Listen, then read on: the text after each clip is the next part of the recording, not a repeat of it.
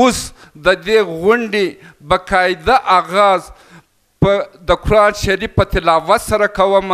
د دې دپاره استاد قاري احسان الله ته زه بلنه ورکوم چې راسي د تلاوت سعادت حاصل کړي.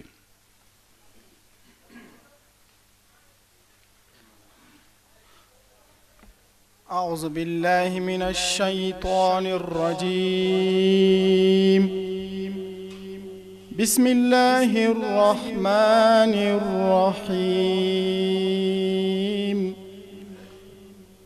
والضحى والليل إذا سجى ما ودعك ربك وما قلى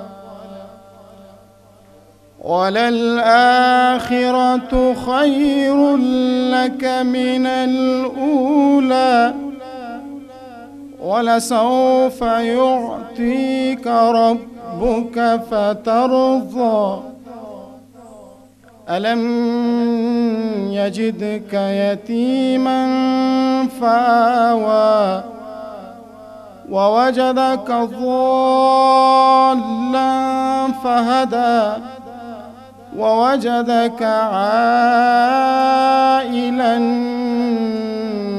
فأغنى فأما اليتيم فلا تقهر وأما السائل فلا تنهر وأما بنعمة ربك فحدث. صدق الله العظيم. جزاكم الله.